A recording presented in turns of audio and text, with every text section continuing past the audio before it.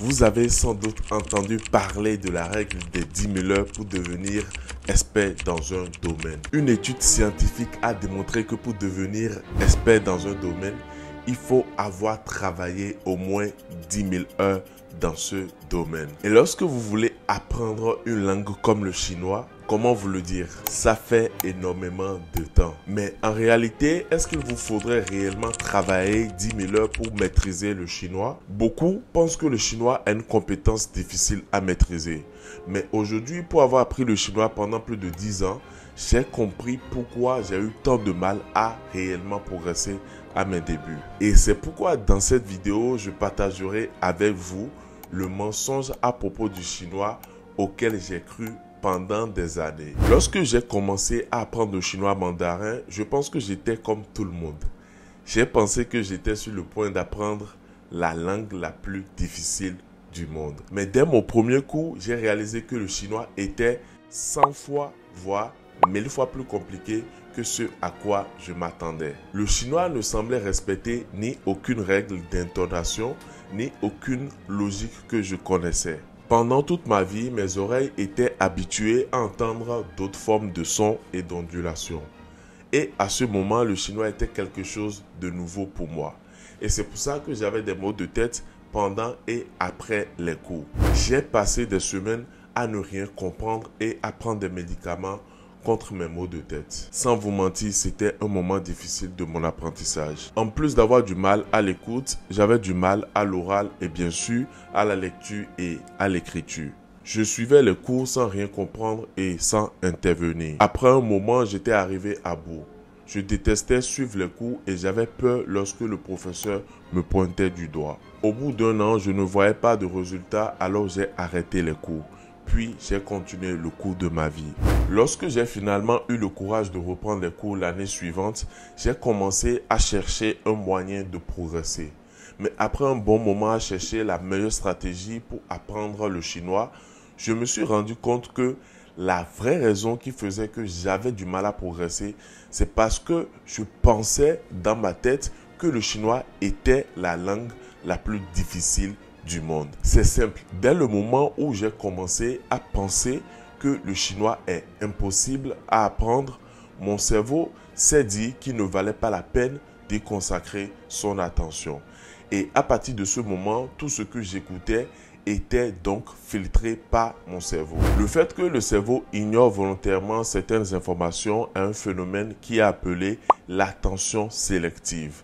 Le cerveau filtre les sons et les bruits qu'il ne comprend pas ou qu'il trouve inutiles pour se concentrer sur ce qu'il pense plus important. C'est l'attention sélective qui vous permet de vous focaliser sur la voix de quelqu'un qui parle même s'il y a du bruit à côté de vous. Si malgré le fait que votre cerveau décide d'ignorer quelque chose, vous vous forcez à apprendre quand même cette chose, vous n'arriverez pas à vous focaliser sur l'apprentissage de cette chose et vous perdez donc en efficacité. L'objectif de devenir très bon dans le domaine que vous visez sera alors impossible à atteindre. Des scientifiques ont étudié un groupe de violonistes et se sont rendus compte que les meilleurs sont ceux qui ont pratiqué pendant plus de 10 000 heures avant l'âge de 20 ans.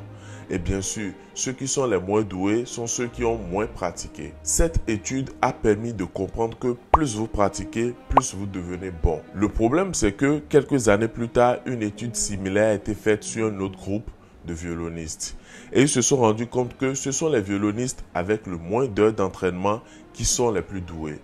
La conclusion de cette seconde étude a fait comprendre qu'en plus de la quantité du travail, il existe d'autres facteurs comme l'environnement ou le facteur génétique qui peuvent influencer l'apprentissage. Avec le recul, je pense que pour quelqu'un comme moi qui avait le rêve en ce temps d'apprendre le chinois, il était contre-productif de penser dans un premier temps que le chinois est la langue la plus difficile au monde parce que cela n'aidait pas mon cerveau à se focaliser sur l'apprentissage. Il est très important de programmer votre cerveau à certaines tâches, ce qui vous permettra d'optimiser le rendement lors de votre apprentissage. Il faut dans un premier temps vous focaliser sur l'aptitude que vous voulez développer. Dans mon cas, lorsque je n'arrivais pas à progresser, je me suis finalement dit que je voulais arriver à parler le chinois peu importe le niveau de difficulté de cette langue. Accepter la difficulté de la tâche permet au cerveau de se concentrer sur l'apprentissage.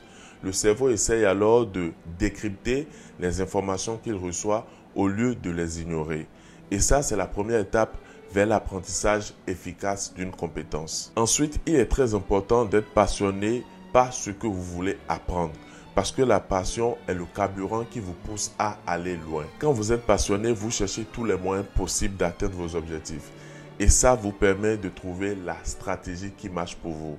Lorsque vous voulez développer une compétence, il faut toujours que vous vous inspirez des personnes qui ont accompli ce que vous cherchez à réaliser avant vous. Se faire accompagner par les bonnes personnes permet d'avoir des moments de qualité dans votre apprentissage.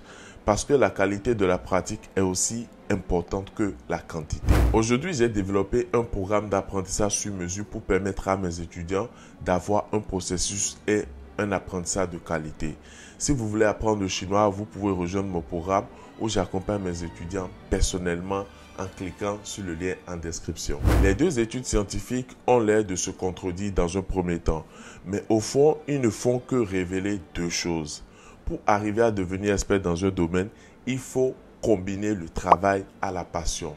Et si vous avez un don naturel à la base, travailler avec passion fera plus vite de vous un expert. À ce jour, je pense que ce qui m'a ralenti au début de mon apprentissage est le fait de penser que le chinois est la langue la plus difficile au monde. Ce mensonge que je me suis dit m'a fait rater ma préparation psychologique et m'a fait perdre beaucoup de temps. Il m'a fallu beaucoup de temps, mais j'ai finalement commencé à comprendre comment me concentrer afin de travailler pour optimiser mon apprentissage. Et surtout, j'ai compris que devenir expert dans une compétence demande beaucoup de temps et d'investissement. Lorsque j'ai arrêté de me dire que le chinois est la langue la plus difficile au monde et que j'ai commencé à me concentrer sur mon objectif, j'ai eu plus de clarté.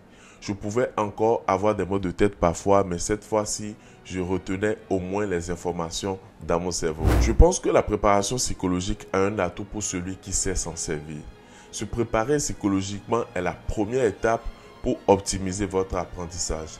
Mais ensuite, il vous faut savoir comment aborder la langue et comment apprendre le vocabulaire et surtout la stratégie à aborder. J'ai fait une vidéo sur comment apprendre plus efficacement le vocabulaire. Si vous êtes intéressé, vous pouvez la regarder juste en cliquant ici.